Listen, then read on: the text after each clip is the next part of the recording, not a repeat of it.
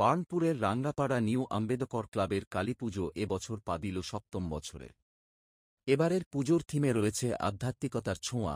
কেদারনাথ মন্দিরের আদলে সাজানো হচ্ছে পুরো মণ্ডপ। ক্লাব সদস্যদের উদ্যোগে শুরু হয়েছে এই বিশাল মণ্ডপ নির্মাণের কাজ প্রায় ২ মাস আগে থেকেই। মণ্ডপ তৈরিতে ব্যবহৃত হয়েছে ফোম, দড়ি, রং, কাপড়, চটসহ নানা উপকরণ। প্রতিমাতেও থাকছে থিমের সাযুজ্য। দেবী মায়ের রূপে ফুটে উঠছে দেবভক্তির অনন্য আবহ। শুধু মণ্ডপ নয়, আশপাশের এলাকাও আলোকসজ্জায় সেজে উঠেছে মনোরম রূপে। প্রতি বছরের মতো এবারও থাকবে সমাজমূলক কর্মসূচি ও নানা সাংস্কৃতিক অনুষ্ঠান। উদ্যোক্তাদের কথায়, প্রতি বছরই আমরা নতুন থিম নিয়ে ভাবি। এবারের কেদারনাথ থিমটি আমাদের কাছে এক বিশেষ অনুপ্রেরণা, ভক্তি ও ঐক্যের প্রতীক।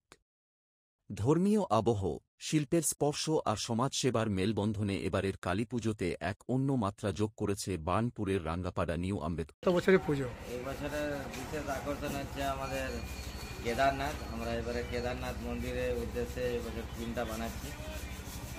আর এটা এই বছর নিয়ে 7 বছর পুজো হচ্ছে। তো আপনাদের মণ্ডপ তৈরি করতে কী কী উপকরণ লেগেছে? আমাদের মণ্ডপ তৈরি করতে ফর্ম ইউজ করেছি, বস্তা ইউজ করেছি, চট, সুতলি, এইসবই নিয়ে, যেটাতে আমাদের প্রকৃতির সাথে কোনো দূষণ না হয়, ওই জিনিসকে মাথায় রেখে আমরা এই কাজটা করেছি। তো এটা মোটামুটি কতদিন আগে থেকে কাজ শুরু হয়েছে? মোটামুটি 2 মাস আগে থেকে কাজ শুরু হয়েছে। আর মূর্তির কিছু থাকছে নাকি? আর মূর্তিতেও বিশেষ আকর্ষণ আছে। মূর্তি থিমের ঠাকুর আছে। আর যেমনি হিসাবে আমাদের এই বছরের প্যান্ডেল, ওই হিসাবে আমরা মাকে এই বছর থিমে সাজিয়ে আনছি।